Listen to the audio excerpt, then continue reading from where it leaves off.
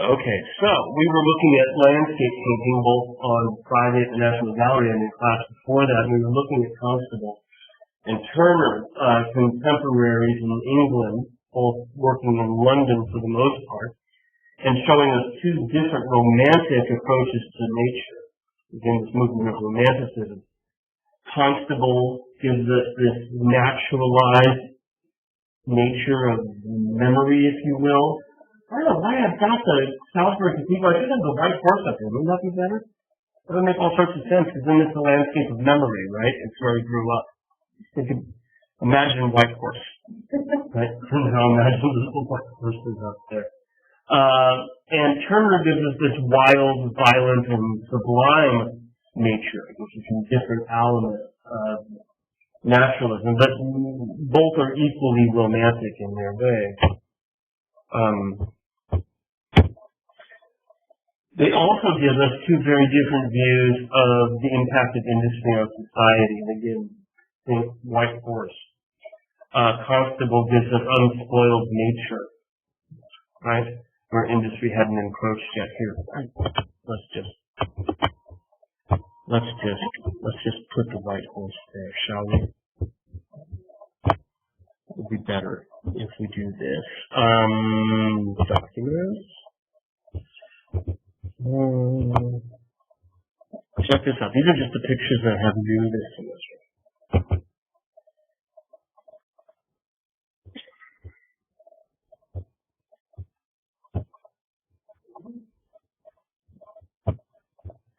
Constable, white horse. Okay, now.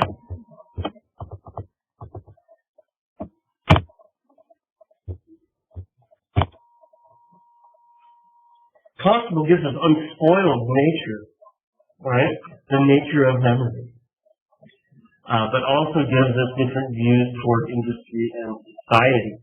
Constable's sense of nature has not been encroached upon by modernity in any way. It's the way life has been lived forever. And Turner, on the other hand, shows us this almost celebration of industrial work along the Thames, outside of Newcastle, where coal has been loaded onto these boats from the mines nearby, and we have belching smokestacks and smoke coming from the flames of the midnight workers. At the same time, Turner sees that as just another element of the power of nature that he seems to celebrate in all of his works. And again, these different romantic approaches to nature and to industry as well owe a lot to the different upbringings of these two artists. Constable is longing for the landscape, the lost landscape of his youth in Suffolk County, where he grew up along the banks of this river, the River Stour. Turner was raised in London. He's used to interacting with industry. He's accustomed to its effects on the world around him, and often then seeks out this raw power, if you will, of nature. Now, at the same time, there's a romantic school of landscape painting in America. And none of these are in your textbook because your textbook doesn't cover American art, but we have a nice collection here. You might remember seeing both of these from afar. Cole was across the room when we were looking at Bierstadt, and we walked by the church image of Niagara Falls while we were there. And I think as we look at American landscape images, we're going to see the same issues. This idea of longing for an unspoiled past, this idea of the relationship of the modern world and nature to industry, senses of the power of nature, the sublime and terrifying power of nature. Also a sort of quasi-religious way of looking at it, which I think we saw in Turner downtown. When we talked about that sort of pantheistic way he seems to look at the sun, not as just light, but as a source of power. And we'll explore these through numerous artists. We're not going to spend a lot of time with Frederick first, but we'll spend a lot of time with who is pretty good when he's good and pretty horrible when he's not. We're going to look at the good stuff. So for the development of landscape painting in America, one of the primary events, historical events that affected the rise of interest in landscape painting was the opening of the Erie Canal, which allowed a much easier movement westward from the East Coast. And as America expands, right, so does a desire to begin making a truly American art. And this begins to fuel the interest in landscape painting, especially paintings of the newly accessible areas, made accessible not only by things like the Erie Canal, but also by is it the Monroe Doctrine, the Westward Expansion? You guys took American history a lot more recently than I have. I think it's the Monroe Doctrine, right? The idea of moving west. You know what Manifest Destiny is? Remember that from history courses? No? Yes? Sarah? Yeah. It was dating into NATO graduate dating everybody. It is indeed, right. But it's an idea that transcends art, right? It's a theory in the 19th century. Something like the West had like everything to do with West. You'll have like samples of gold, more crosses, more pearls, more dramatic, more everything. And in fact, the idea of destiny was our manifest means it's here, right? Manifest means it's concrete, solid, right? It's our true destiny to move west, right? To eventually, we European settlers to settle the entire continent, okay, west from east to west, regardless of the fact that they were on people, right? And so those pictures that show Western expansion usually show the West as this great unpopulated area, you know, beautiful and empty, just waiting for the white man, you know, to show up and colonize them. And rarely, if ever, show the natives as pretty much right? So, Manifest Destiny, which is strong in the 20s, 30s, and 40s, also fuels this increased interest from the 1820s onward in landscape painting in America. Right? The landscape reflects this ideology that America is ours, America is full of bounty, and ours for the taking. So, we begin to see an interest in American art, an interest in America as art, and a particular interest in landscape painting. There was a second event in 1825 that helped fuel this as well. Not only did the Erie Canal open in 1825, but also in New York City, they opened the National Academy of Design. Now, it was not about graphic design. Nobody really thought about that stuff yet. Right? This was an academy run by artists who decided that it was high time that American art grew up and joined the ranks of the great artists and the great schools of art from the other countries. And by schools, I mean groups, right? I don't mean brick houses with roofs, right? They want American art to elevate itself to the ranks of great European art. Okay? And they also wanted to be distinctly American. They too are in this idea that Americans should be doing something new, something different, something distinct from their European colleagues, but just as good. Right? Qualitatively as good, but quantitatively different. And one of the things they said is that American art ought to have moral value. That one of the things that establishes America is our truthfulness, our honesty, our transparency, our democracy. These are all moral values. And they want an American art that's going to play a role in defining the direction of the country. Not reflect it, right? And if we think about art, we often discuss it as when it's related to other events and whatnot. We say, oh, it reflects this philosophical movement, right? Or it reflects that literary piece. But if you think about things that reflect are inert, aren't they? The thing that is reflected is the active agent. Right? They want American art to be an active agent, not simply reflect the morals of society, but actually direct the morals of society. Actually push America in a new direction. And I think this is really amongst the early times we're going to talk about this in class, but it comes up quite a bit in the middle of the 19th century, is this idea that art has a social purpose. And those of you who are in Senior SEM, we've talked to you about, the idea that your art ought to be valuable to other people who look at it. Not just to you, but it ought to have some resonance. And ought to be able to help people to think about things in a new and interesting way. Okay?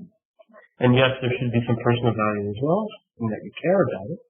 But art has, it's not just an object that's sitting out there. It actually can play a role in changing the direction of the way people think. That was, idea, at least in American art, was really put forth strongly by the National Academy of Design, founded in 1925. Okay? So one of the things that become very interesting is the idea of nature. American nature is being very different from European landscapes. In other words, we have these natural wonders, as Sarah was saying, that you simply can't find anywhere else. They're just spectacular. Like, for example, Niagara Falls, which was much more easily accessible because of the Erie Canal. And in fact, these natural wonders that were increasingly accessible as we push our way westward. Niagara Falls is primarily the East Coast, right? But it's the western part of New York State. So it's quite a ways west from here in the grand scheme of things if you're not on the Acela, right? Or other modes of fast transportation. But these things, these amazing wonders that we're seeing. I mean, think about looking at that Bierstein. Now, that was Lake Lucerne, but he pulls in these American things as well. They were seen, especially in America, as signs of, that America is the promised land. That we are like Americans, moving here, the pilgrims who came here in the 17th century, we're like the children of Israel wandering the desert, finally finding the promised land. The land of milk and honey in the Bible, right? So, Sarah, you were talking about the bounty, right? That feeds this idea. Even talking about death, and we have a sort of religious overtones. So for many people, when we read about how they talk about it in the 19th century, the early part of the 19th century, they start to talk about America as the new holy land, right? Americans as the new chosen people. With that in mind, right, the chosen people, notice the rainbow, right? That's been the arc that's been established by the mist of Niagara Falls. You know what the rainbow is all about, biblically speaking? It's God's promise that the flood will never happen again. Right? It's the promise that the purging of the world that God did to remove sin is not going to happen again. It gives this image, which is huge, by the way. This is 8 feet across the base, right? Massive picture. But it gives us this sort of biblical undercurrent. Nice word for this, undercurrent. A biblical undercurrent that, in fact, the crashing waves that we see here suggest that if you follow the rainbow, this is our promised land. You might wonder why, for example, this town in Pennsylvania called Bethlehem. This is part of the reason, right? They were founded during this period when we're looking at America as this is the promised land. And we end up with these town names and end up sounding like, where do you really think you are? Well, that's where they thought they were. That's exactly what they thought was going on. Now, back to Thomas Cole, who we're going to spend some time with. Cole had a gallery in New York, and he actually had a major exhibition in this gallery that coincided with the opening of the Erie Canal, trying to capitalize on the fervor about moving west. And his exhibition that he hosted focused on images of upstate New York, landscapes that could be accessed by the Erie Canal. So here we see the Catskill Mountains in the morning. Kiki, how do you turn that light off? I don't think we really need it, and I'm losing some details in this. Yeah, isn't that nicer? So much better, right? Exhibition focusing on New Yorkie landscapes, right? Upstate New York landscapes that could be accessed by the Erie Canal. And the point was to capitalize on the opening of that canal. Interesting, remember John Trumbull painted the Declaration of Independence picture, right? He bought one of these. Right, not this one here, but one of the works from that 1825 show. And he called Cole a natural American genius. Right? And this is part of that growing fervor. And he even said, there's this quote from Trumbull and Cole. He can do without instruction what I'm still unable to do after 50 years of practice. Right? And within that instruction, he's wrong. Cole had instruction. Right? But still, he likes this idea that he's naturally taught. Right? Now, if we look at this image, you'll notice our viewpoint is quite high, right? We've hiked to the top of the mountain. And that, too, has its religious overtones. Think of MLK's speech, right? I have been to the mountaintop. Think of all miracles that happen on mountaintops, you know? Moses on the top of Mount Sinai getting the Ten Commandments. Christ on the top of Mount of Olives, transcending this earthly sphere, right? On and on, Athenian gods on Mount Olympus. It just keeps the list. Doesn't Muhammad go back to heaven from the top of the mountain? Here we are. We've got this godlike view over this deep valley. And you see, it's first thing in the morning. The sun isn't even up yet, and we see the mist rising from the recent rainfall that's made the air so heavy, and as the air warms up, the mist is forming way below our feet, deep down in this valley. It almost looks like the dawn of creation this way, you know? Like we're seeing the world for the very first time on the seventh day of creation, right? Where God's sitting back and laughing at the wonder that has been created, or that we have created it. Almost like God's ourselves.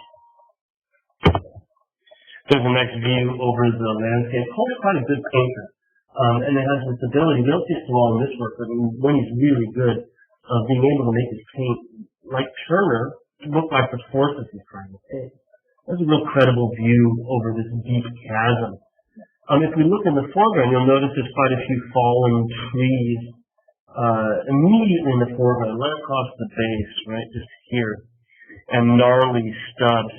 And again, I think these might be seen as romantic reminders of mortality, right? Death, in this case. The death of nature. It's also the idea that some parts of nature live on despite that. For example, this recently broken tree trunk in the upper left corner also suggests power that nature has, sometimes even against itself. Looking now directly here in the foreground, you'll notice the outcrops of rocks as well. And you can see that right here, a stone is precariously placed right on the edge of that shelf of rock. And almost as if when I was a kid, we had this cabin near Tillamook, Oregon, and it was on the Wilson River, 26 miles inland from the ocean and up behind the cheese factory. And, behind the 26 miles behind the cheese factory, small cheese. Tillamook cheese? Don't go shopping? They sell it out here. Even out here they sell it. Famous cheese. The Tillamook High School team is the cheesemakers. Yeah. I got a Tillamook cheesemaker's sweatshirt with them. Anyway, we would go hiking, right? And there's a place you can go to King Mountain, which was the tallest peak in the entire area, about 3,300 feet. And from there you can see the ocean on a good clear day. And when you go up there, you have a view kind of like that. It was just like, you're just sitting there blown away by the fact that, A, you made it up here, and B, you couldn't see another person as far as you could look. There were signs of everything was moving. And there's always the temptation to go on the edge of the thing and start pushing things down. Because there's nobody around and it was private property and why not? So that's what brought it up, and mine makes these tangential things. That rock right by my arrow there's another one up here. Really right on the edge to give you that sense of the fact that there's a presence just there. And what's interesting about them is that they're obviously stacked. I mean, it doesn't look like it just belongs there. They're going to put it there. And whether that somebody is Thomas Cole or another hiker or God, there's a sense of this arrangement of stones here in the foreground, consciously arranged stones. Now keep in mind that Cole isn't going up there with an easel paintbrush, right? He's not painting outside, so far as we know, but rather sketching out there and then taking them back into the studio to make the final work. Now when we think about these stones, however, it's important to consider that Thomas Cole was a Freemason. Do they know anything about the Freemasons? No? Nothing? A bit? Danielle, what can the place to get started? Why do you know about the Freemasons?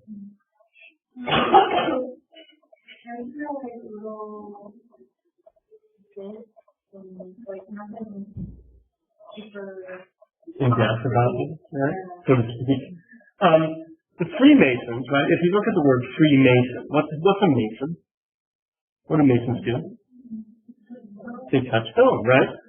So the Freemasons were the Masons that were unaffiliated with any particular Mason's guild. And they were a secret society. Many of our founding fathers actually belonged to the Freemasons, including Washington, right? And in fact, a lot of people suggested that rituals of Freemasonry, Masonic rituals, in fact, determined the layout of Washington, D.C. and very difficult. Because they're incredibly secretive. And if you are indeed a Mason, you're not supposed to tell anybody anything about it. I mean, my dad died a couple years back. I found my grandfather's Freemasons books. I've got them at home, and I can feel them looking at them, knock on my door and kill me. I had to get them back. Because once you've been inducted into the Masons, first you have to be supported by another Mason to get inducted. And then once you've been inducted, you are sworn to eternal secrecy. Any of the secrets, right? But there are Masonic temples now that are open, full of their rituals and rites. There's one downtown on 16th Street, the Ritual of the Scottish Rite, or the Temple of the Scottish Rite, which I've never been to in the world. Anyway, Cole was a Freemason, and they traced their genesis, their birth of the Freemasons, traced them back to the Masons who actually built the Temple of Solomon in Jerusalem. Right, the Holy of Holies in the Bible. And later developed into the Masons that built all the cathedrals in the Middle Ages. Right? That's where they believe that they have descended from, the Masons. Now, most of the Masons are no longer stone cutters per se. They just believe they are preserving the knowledge that these people had from things like, the secrets of the Holies of Holies. Israel, even further back, like the Egyptians and so forth, right? All in into it.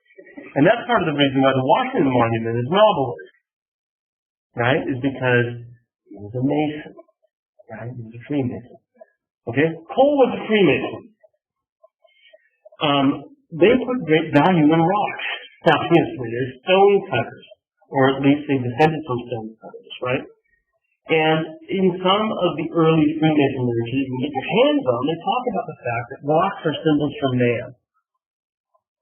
But man in his imperfect state. And this is fairly easy to suss through. I didn't work to tell you exactly why they thought this. Think about how God created Adam. He formed him from the earth. Carved it, right? Formed Adam from the earth. The word Adam, the name Adam in Hebrew means earth. Right? And Masons in the Middle Ages, back in antiquity, formed statues from stone. They were like God. And so an uncut stone is a man waiting to become a man. Right? It's man in his imperfect state. waiting to be worked on by God. And the masons referred to themselves as a living stones, waiting to be worked on by God. This idea of Freemasonry for the works of Thomas Cole is incredibly strong. We'll see it in other works. The idea is that he's associating himself with this ancient group of stonecutters, and very secretive group of stonecutters. And he's seeing in the landscape itself quasi-religious and deeply spiritual ideas. This will run through all of Thomas Cole's work. Now, the scene here in Catskills, this is upstate New York, as I mentioned before. It's along the Hudson River, which runs right through New York City, right? Past Albany and whatnot, but we're upriver from that, yeah? Cole and the circle of landscape painters that he is associated with become known as the Hudson River School. The first year I ever taught here, somebody wrote on the exam that Thomas Cole went to the Hudson River School. And it's not like Marymount, it's not a school, right? It's like a school of fish. People who hang out together, right? A school of philosophy. So the Hudson River School defines this group of American landscape painters who are focusing on upstate New York, New England, right? The area along the Hudson as it traces its way up into New England.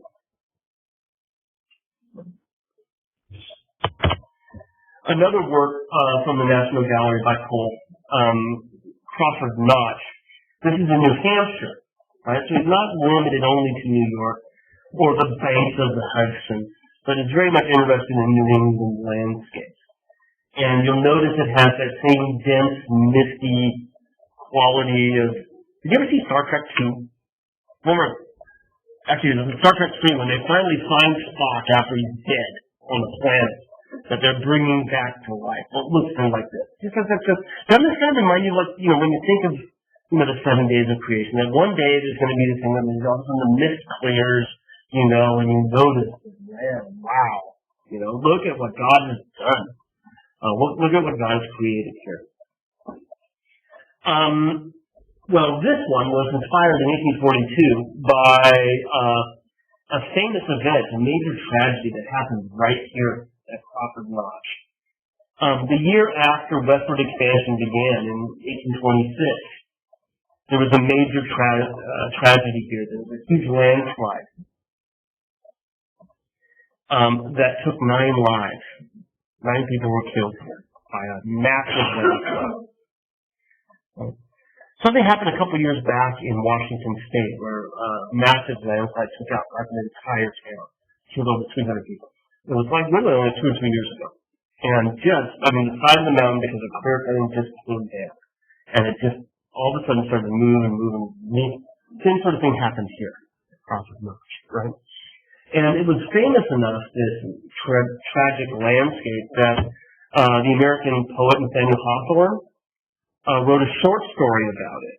And this is probably what inspired Cole's picture, this short story based on the tragedy at Crawford Notch. Right. So we see in the picture identifiable element. There's a path through that mountain range, path leading us to it. There's a barn lit by the sun, and directly in front of it is a man on a horse.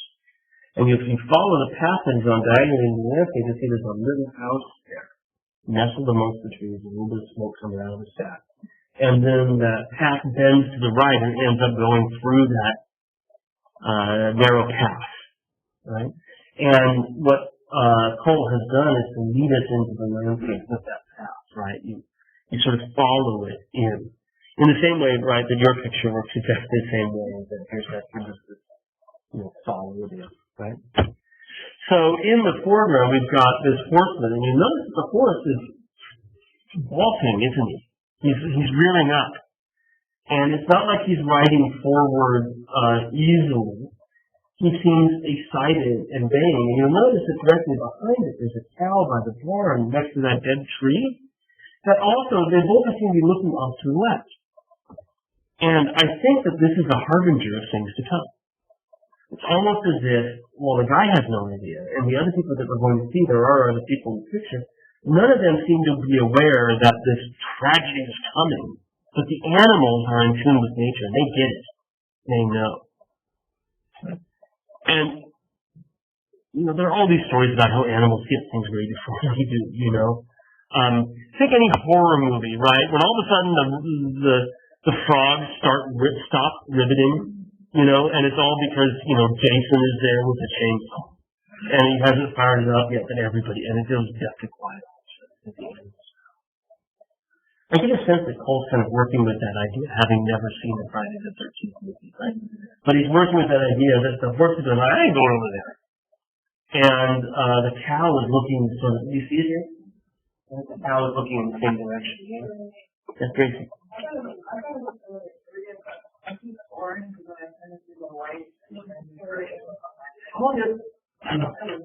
It's like a horse, right? See the tail? Yeah. So you're right, there is one there, but there's one of them that's watched, right? Which I think is a detail not to be taken too lightly. So, especially as we see elsewhere on the path, if we follow that path, right, we have I think it's a mother with a child, a figure with a child, walking here. And as we follow the path around, we also see a stagecoach, right? Along with our cute little house and a little bit of smoke, cozy here. And everything looks sort of fairly normal, doesn't it? For the most part. But if you know the story, and anybody who saw the title of it would have known the story, then you realize that that side of that wall is about to come down. And,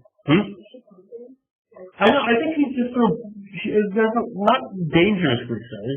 Look at the cute flowers, right? Look at maybe there's a bunny back there to be seen, Indeed, and that makes it really dramatic, doesn't it? Makes it kind of scary. Notice, by the way, that part of the theme of the work is that they tried to peacefully coexist with nature, and they cut down the trees to make this field, right? See the stumps? Look at all the stumps, right? Across the path here. Yeah. And in fact, the only way we can see this image is because there's some stumps right in the foreground that have been recently fallen down. You can see. You know anything about saw trees? You saw them from both sides. You saw a wedge on one side, and you come from the other side, so it falls away from you, right? And that's usually a little bridge right here, where the two sides come together and find these snaps, right? So that's what you got there. And we couldn't see any of this if that hadn't taken place. So there's a subtext with this image of clear cutting, of cutting down the forest in order for us to live here. And in many ways, and I think this is what Cole is working with, Cole's kind of a naturalist, kind of a conservationist. Because he's a Freemason, he sees nature as God's work. And he was part of a group that didn't like cutting down these forests. And it wasn't about all the things that motivate environmentalism now, which is the health of the planet and everything. They saw these as God's creation, the things that made America great. If you're going to go out and cut down the forest, that is sacrilege because you're destroying the works of God. Right? And so, in many ways, what Cole is presenting us here, not only is it the calm before the storm, the moment before the drama, it's also, I think, a sign that, hey, mess with nature, nature's going to mess with you, right? And that romantic idea that no matter what we try to do to control it, right? It's one thing to peacefully coexist, but to try to control it, it's not going to work. It's going to win. Exactly. Nature will always win, right? So I think that that's part of what's going on here. He juxtaposes between the things like one with the other one that dies naturally over there on the left, right? He's making these as a strong juxtaposition. Tracy, you had your hands up. Okay. Well, I've got more details to show us. Right? How big is this? 3.5? 40 inches? So 3 1/3, right? 3 foot 4. I brought this in to show the cows and the guys, but it's kind of blurry. It doesn't really help them. I think we can't see the other animals up here. Makes it look more like a donkey, doesn't it? A horse laying down. Now, but I wish it were sharper, but that's the best I could do. This one here or this one? Well, I'm going back down there this weekend, so I'm going to go with my camera in hand. And this is their picture, right? Downloaded from the site. But I'm going back to look at this more. Now that I know what's going on, right? Because before I caught this, I was like, oh, look at the mist and the notch and all the trees and that pretty. And now it's like I know what's going on in this, and it makes it so much more interesting, right? To realize that this brought up all of these issues about, harmony with nature, disharmony with nature, nature's reaction to our disharmony with it. And he adds to all of this, right, to give you this sense of the calm before the storm. There's a storm coming, right? And landslides are caused usually by major inundations, right? You get a lot of water, it loosens the roof, and out it comes. I don't know if people knew that or not. That's what happened in Washington State a couple of years ago, when that whole town was washed up, and hundreds of people gone, buried under nukes. Like comparing it to the World War era, storms in the background. Yeah. I think that's totally spot on. I think we can also compare, the number of works throughout the one we compared to this about this idea of our struggle with nature, nature's always going to get out, is innumerable, think of shipwreck scenes, right? And certainly things you might remember, which we will get to from intro, like the Rastus and Medusa by Jared. It brings up this idea as well. And then one begins to wonder if these traditions are so strong, and what happens when we get to the Impressionists and they give us images of nature? Are we supposed to look into them with the same metaphoric content possibly there? And I wouldn't ever want to rule that out as a possibility. Right? So lots of really interesting sub-themes within this. Right? This idea that our control of nature is just not going to work. So I don't know why I have that one there, but there I do. So we can look past the trees to see the sea. Right, so I got ahead of myself. In 1837, and by the way, there's a sort of religious element to all of this, that this idea that since landscape is God's creation, cutting down the landscape is seen as a form of sacrilege. For Cole, I think this is working in a way that Constable is kind of working, in that what Cole is trying to do by giving landscapes such deep religious meaning, what Cole's trying to do is to say, hey, landscape painting is important. Because in America, like in England, landscape is a devil, right? It's not seen as a viable genre unless it contains some sort of historical narrative, right? But in its own right, for its own sake, landscape was a secondary fine art, or at least a lower status fine art. And Cole, by using his Freemason knowledge, is, I think, in many ways elevating landscape, hopefully to a higher level. Just as Constable, by simply exploding the size of his thing, was trying to do the same thing. And in the picture on your left in the National Gallery, the departure, he begins to make the religious significance of landscape even more obvious. He does this in some other pictures. That suite of 4 pictures where the human soul is going on the river, those are all Thomas Cole as well. They kind of bother me sometimes. I think it's silly. But so I'm skipping them because I'm in charge. Right? But I will talk to you about them outside the class if you want. So here, in this case, he received a commission in 1837 for a pair of landscapes, and according to the patron that I was painting before, they were supposed to show dawn and dusk. That's all he said. I want a morning and I want an evening. Right? So I can hang them side by side. We can see the sun coming up and the sun going down. And, and all that might mean, kind of thing. Right? And Cole seizes the opportunity, where it uses it as a possibility to amplify these ideas about the religious significance of nature. So this is the morning picture, and he's titled it now The Departure. because morning is the beginning, right? And so to associate it with a narrative where something is departing makes perfect sense. You leave first thing in the morning, you come back in the evening. And who is departing here? The king, right? We definitely have medieval knights, right? And they've left their castle on a hill. Notice the detail of the moat, right? The bridge the drawbridge that has been drawn up as they're leaving. Others are unable to come. But notice the power of the landscape behind it, the high mountaintop and the waterfall. It's all fantasy, right? He's not painting anywhere. Well, some things do, but not with medieval castles there. And then you can see how the path comes down around here, right? So imagine that working its way up to the bridge here. And they're now going through the gateway, which is a secondary fortification. And they're leaving on their quest. I guess we're meant to presume that they're crusaders heading out and following God's direction. As we follow it around, we find the leader of this venture, the leader of this crusade, on a brave white horse with a golden draped saddle. This is the Lord who is leading his knights out on the crusade. And they've come here to a crossroads of sorts because of that huge marker that you see, that Gothic stone marker.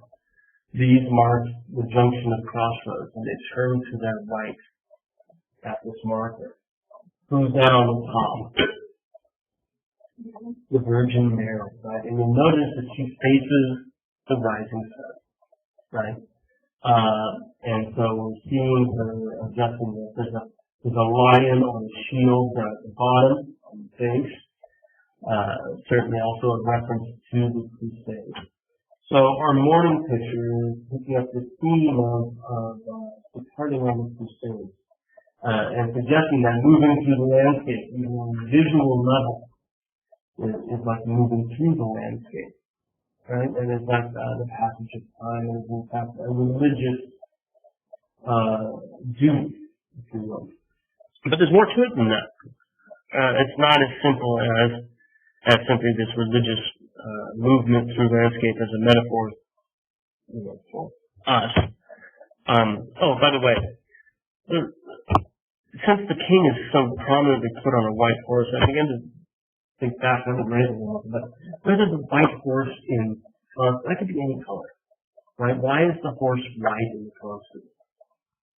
If a white horse has strong symbolism of purity and valiance, right? Christ, when he comes back, to be riding a white horse, the Bible tells us, right? Then is the white horse in Gospel symbolic of something greater as well? Something valiant and pure. Right? I just was thinking on that, this morning as I was putting these together, and I said, and the king is riding on a great white horse. A white horse! Possible. I don't know. But as they ride out, you'll see that they come across this guy standing there with a branch that has the leaves on it. And it looks as if he looks kind of like a monk. And it's almost like you tell me, what is he doing there? What's he saying? Telling them to stop, right? Yeah. Warning them, maybe, that this is not the right thing to do. In other words, this fellow who's carrying a symbol of nature, right? That branch. They're encountering him as soon as they move out into the landscape. He's saying, don't do this. Are they then, with this crusading action, violating nature? That's distinctly possible, right, as part of the theme.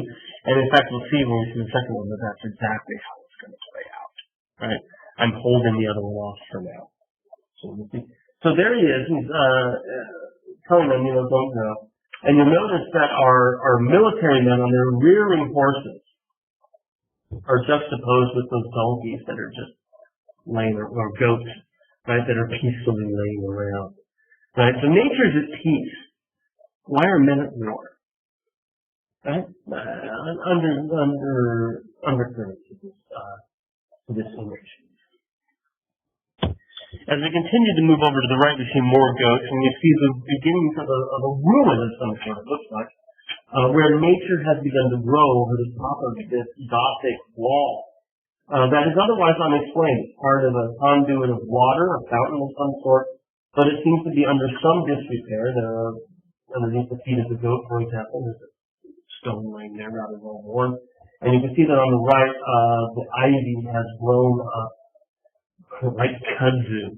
It's grown up over the top of it and it's encroaching on the roof. But again, that's that typical romantic theme, right? We may build, but nature will take it over. Yeah. Notice, and this is I think key, he's carved his initials into it. Cole, our Freemason, has signed the picture as if he carved it into this room. TC 1837. So I think that's definitely a sign of his legacy as a Freemason. And you'll notice that behind this image we have more of these shepherd figures. He's even got the shepherd's crook. And they seem to be peacefully coexisting and are meant as the antithesis of our crusaders marching into the world. Here's the second half, right? These were designed to be hung side by side. They're designed as pendants, the return. It's the same theme from the opposite side. So now we are looking at that exact same monument, and now we're looking at the face of the Virgin Mary because the sun has set behind her.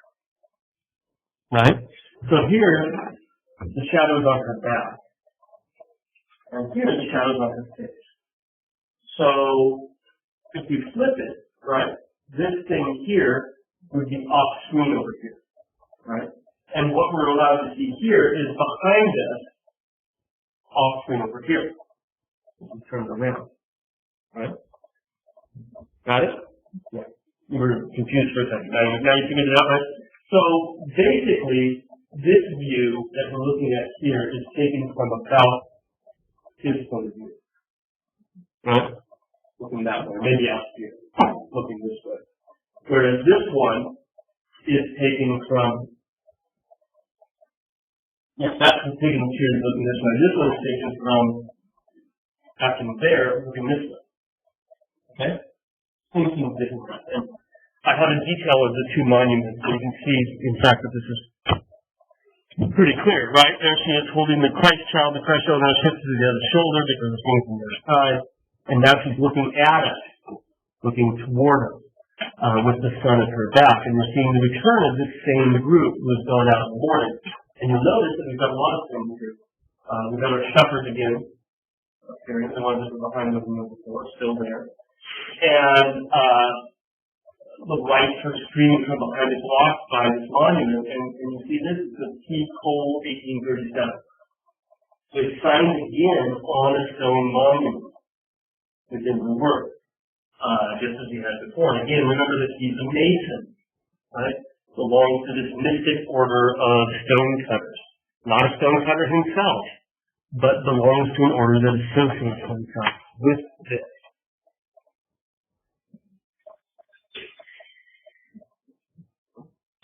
What does it show? The same group coming back. Only now you can see from the look on the horses compared to the other ones, which are rearing up and ready to go, end of the day, exhausted. Horse's head is down, the soldier's head is down, and you'll notice that while we've had a ton of people leaving out in the morning, right, to go back, right, there were quite a few people leaving. The entourage stretches back through the gate. Dozens of people. We're down to 2 or 3. They've all died. Right? This crusade that they've taken off on has been a futile venture. And it's killed off most of them. So we have only a very small group coming back here at the end. So the shepherds again are there to remind us that had you just stayed home, everything would be fine. Everything would be part of and tune with nature. But no, they've gone off on this crusade. And in fact, even their Lord is dead. He's carried on a funeral bier in his armor, his horse, mourning as he walks behind him. And look at all these wonderful details in the landscape that you can see now that we're getting up close. A figure sitting by the tree, peacefully coexisting with nature. People walking in the gardens of this great cathedral. Look at the stained glass and the painted details that we see everywhere we look, and the birds flying above. And you'll notice as they're making their way back that there's that shepherd again, right? That old monk. And he's greeting them one more time. The one that said, "Don't go." Okay? And here he is. I've got detail of him, right? I'm sorry, it's a bit blurry. But you can see what he's doing. He's standing immediately next to a sundial, right? The passage of time. And again, he's got that stick over his shoulder like he had before, and he's looking up at him, and he's like, "I told you so." You know, you were out of harmony with nature, and look what's happened. He actually kind of looks like St. Anthony from religious pictures. He's not meant to be St. Anthony, but the hat makes him look like a hermit in the countryside, somebody who actually peacefully coexists with nature. Right? And he warned them, they didn't listen to his warning. And you'll notice that there's his second signature. P. Cole, 1837, again, on a cut piece of stone that's by the side of the river, directly beneath the sundial. You'll also see in his details that there is a procession coming out of the open doors of the church, right? Perhaps to greet the fallen leader. But again, this is we're seeing the funeral procession, if you will, of our fallen Lord. One last detail here, when we can see again the goats peacefully communing with nature directly in the foreground, and in the background another monk wandering amongst a graveyard, right?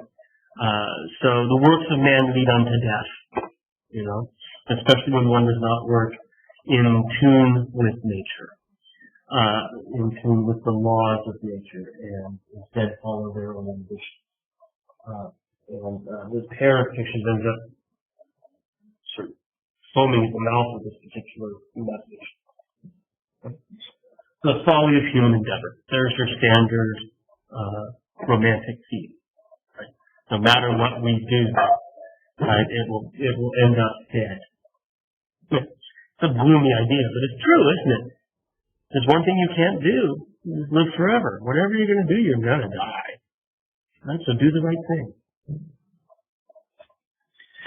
Now, not all of our romantic painters and not all of our Hudson River School painters are so bleak in a way. I mean, I really like Thomas Cole. I think his stuff is really cool. And we'll see another one up at the American Museum on Friday. But this is another member of the Hudson River group, Asher B. Durand, who was actually great friends with Thomas Cole, shared many of his ideas, and is equally romantic, but in a more gentle and bucolic way, showing nature as being a pleasant place to coexist. I mean, this theme is in keeping with what Cole is trying to show us. He shows us the dangers of being out of tune with nature. Durand and others show us the beauty of being in tune with nature. So, let's dive into the picture. There's a path that leads us through a darkened wooded landscape to an opening beyond it where we can see houses framed by the trees. This is our entry into the picture, and I don't see anything there, right? There are no people. This is just a stump. Nobody on the path. There are signs of humanity, but no people moving their way through. There's nobody to coexist with nature here. There's that romantic dead log in the foreground so that we're reminded of the passing of time. We're reminded of death, decay, But at the same time, as we move our way through that darkened pathway, we end up at a pleasant little house that's comfortably framed by the trees. There seems to be no great warning here about being out of step with nature. I think what Asher Durand is showing us is harmony with nature. And certainly I think this theme is reiterated by those wonderful cows by the side of the river. Just kind of getting along. We still sort of have a bird's eye view, don't we? You know, we're still sitting up pretty high, looking down into this valley. There's a bit of a drop-off there between our white and brown cow and the other ones that are by the side of the river, but there's a sense that there's a way down from there. But we have a sort of peaceful coexistence. In the distance, you can see there's a little house here. There's a bridge with people on it back there, but there are none of these great signs of their moral undoing, or the fact that nature is going to attack them back. That doesn't seem to be what Durand is really after. He does that in other pictures, just not in this one. Right? If you look at that opposite shore, nice view of it here, you can see that house I was talking about. Oops, sorry about that. Those deer. But a boat gently moored here. Houses staggered through the landscape up on the hills and so forth. This is a rather peaceful, pleasant place, one where we coexist quite nicely. Our other view here, and again it's a bit blurry, we can see that there's a very old stone bridge, people crossing the bridge, and again a little church nestled quaintly amid the trees. More houses into the distant background. So, equally romantic, certainly dealing with the theme of how important it is to coexist with nature, but where Cole gives us images of the dangers of not peacefully coexisting, Asher Durand gives us a peaceful coexistence. Right? Very romantic way of looking at the world around us. Let's end with one more today, and this we saw very briefly when we were at the National Gallery. Massive picture again. It's 9 feet across the base. Massive landscape, right? Another Hudson River school painter, another Hudson River. As you can tell, a lot of them on the Hudson River. This one was actually painted from memory. And it's still recognizable, you know, right where he is. That's Storm King Mountain in the background. There's an art museum there now. It's a great name, isn't it? The Storm King Art Museum. So that's Storm King Mountain on the right, and the Hudson River, as it goes by Storm King, kind of gets really, really broad and then narrows down again. That's exactly what Foss has shown us. And when he paints this, even though he grew up along the Hudson, spent a lot of time in New York and up through New England, he paints this while he's on a trip to London. And he paints it entirely from memory, probably from some sketches as well. Right? Again, I think like Durand, he gives us peaceful coexistence.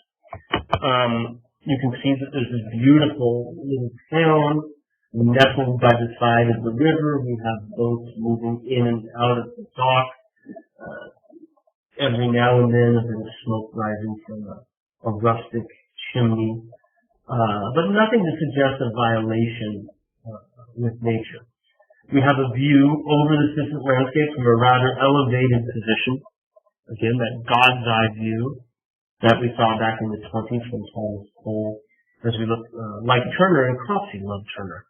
Like Turner looking directly into the sun. Yeah. But it's different from Turner, isn't it? It doesn't have that same fireball effect, where the paint seems to just be boiling in front of your eyes, or like lava or something. It's just a bright spot there. You might remember from the museum, if you look at this with me, that there's this really cute vignette there of our surrogate, a group having a picnic, just here. And they're in this picture right here. Yeah. And we are meant to imagine ourselves as being there with them, without a care in the world. and like them, looking toward the sun, enjoying the gentle warmth, and this terrific view that we have through the trees. I have some terrific details of this one. Right? So we need to see the map on the fabric of the canvas, right? But there they are, and what a charming scene this is, really, right? I don't think it's done. So I don't know if they're hunting or they're just hiking. No, they're hunting. Right? So they've been out hunting. Yeah?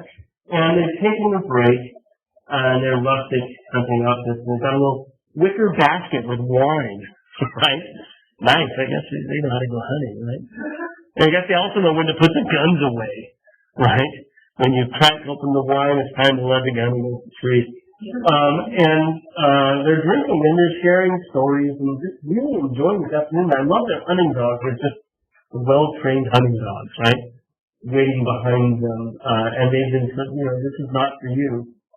Wish my dogs did that, right? When we're having dinner. So, this is just the stage for us. This is what we're supposed to, that, you should be doing it. Leaning back and enjoying the view, right? Don't worry about the fact that one of your dogs has gone off in the river. What's to happen up here? It's all right. You can let him run away and go look for a duck or whatever he's after, right? A turtle. That's perfectly all right. He's not going to get in any trouble he can't get back out of, and it's all right. Nothing to worry about up here. It's really pleasant. And just enjoy the view. Right? So as you look out to the view, you begin to just see all these things. And there's again a wonderful path that guides you through this. It appears from behind this bluff as a bridge leading across the river and just sweeping around this way, going through and viewing, coming back out and over this hill. And ends up leading your eye down eventually toward that hill. Right? And that's how your eye is supposed to travel. And like they are doing, you become immune with this.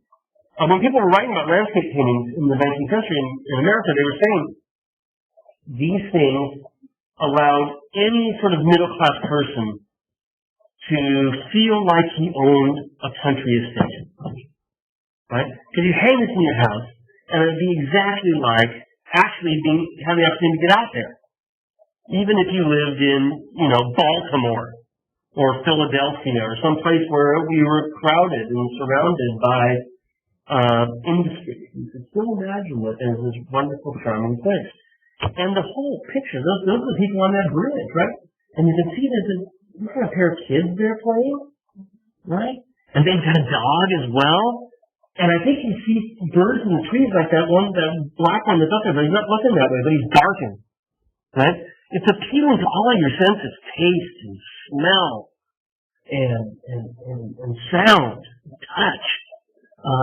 You really can vicariously be part of this landscape. And I love that cute little puppy. And just hear him as well, because he's not going to give up.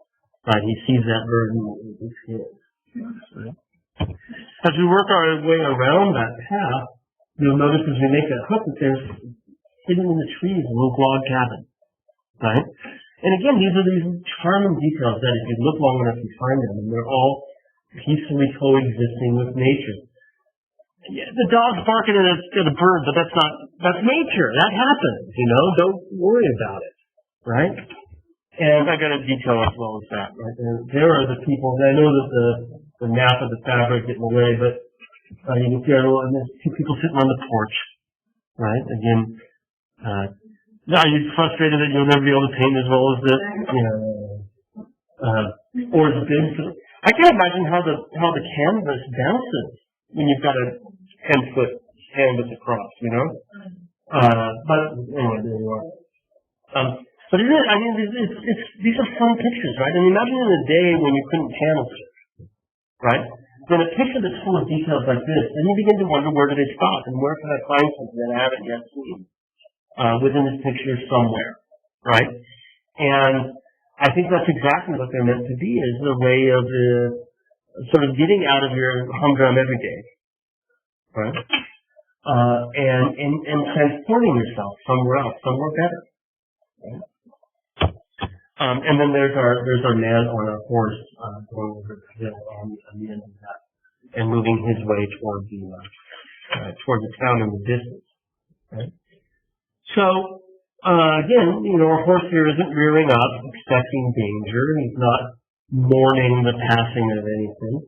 He's just maybe tired and at the end of his hike too, And the man is looking off toward the landscape, and it's all downhill from here, which is a good thing. Well, we're out of time just as we get to Yvonne's picture. We're going to talk about Bierstadt at the Smithsonian. You guys saw that I put up a couple of little YouTube streamers on the 10-minute art fixes that sort of augment what we talked about at the museum on Friday. I'll do the same thing with Bierstadt, because I think it's worthwhile covering here as part of this if you look at it.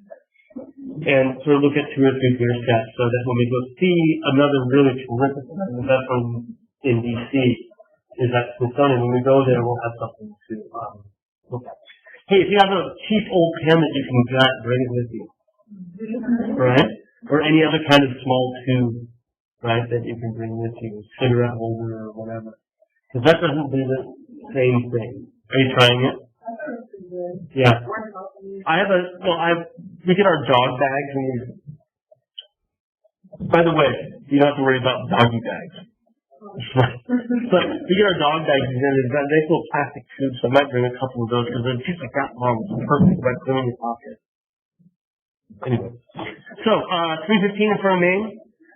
If you're late at 3:30, it's not the end of the world this time, because the museum's not closing at 5. Right? So we can, but we'll send out a cab as soon as it gets going, and we'll get them both. So if you see we're missing Mary, and there's not 770. We're missing Mary. So if anybody sees Mary, here, let me write this down as well. Email about Friday. Do I have that written down? Email about field trip Friday. Okay. See you guys on Friday. And good luck